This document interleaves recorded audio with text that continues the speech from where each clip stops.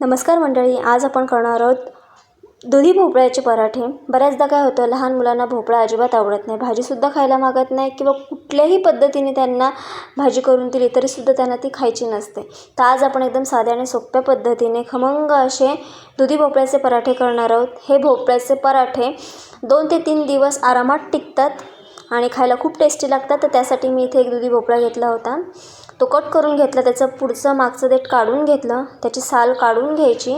साल काढून झाली की मग काय करायचं आहे आपल्याला, हा जो भोपळा आहे तो किसून घ्यायचा आहे। किसताना तुम्ही मोठी एक किसणीचा सुद्धा वापर करू शकता किंवा जी आलं किसायची किसणी असते ना, त्या किसणीचा सुद्धा वापर करू शकता। तर अशा पद्धतीने मी इथे किसून घेतलेला आहे भोपळा। त्याचं पाणी अजिबात काढून घ्यायचं नाही आपल्याला, कारण आपण जेव्हा हे कणिक मळणार आहोत त्यावेळेस आपल्याला याच्यामध्ये एक्स्ट्रा पाणी घालायची अजिबात गरज पडत नाही।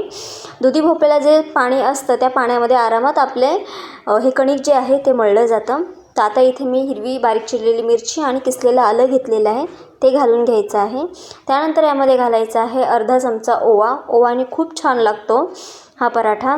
ओवा घालून झाला की मग याच्यामध्ये घालायची आहे कसुरी मेथी। तुमच्याकडे असेल तर नक्की घाला, नसेल तर स्किप देखील करू शकता। कसुरी मेथी घालून झाली की मग याच्यामध्ये घालायचे आहेत मसाले। मसाल्यांमध्ये मी इथे अर्धा चमचा लाल मिरची पावडर, पाव चमचा हळद घेतलेली आहे। त्यानंतर याच्यामध्ये घालायचं आहे 1 चमचा धणा पावडर।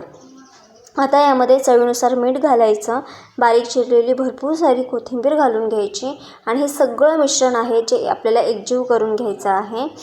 आणि जे आपण गव्हाचं पीठ याच्यामध्ये जे घातलेलं आहे, तर पीठ आपल्याला अंदाजाने घालायचं आहे, जसं लागेल तसं घालायचं आहे।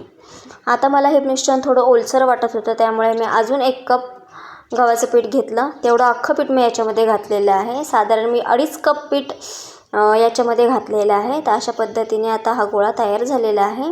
आता काय करायचे आहे, त्याचे पराठे लाटून घ्यायचे आहेत। मग कणिक लावायचं ह्याला, सुक्कं कणिक, आणि अशा पद्धतीने हा पराठा लाटून घ्यायचा आहे।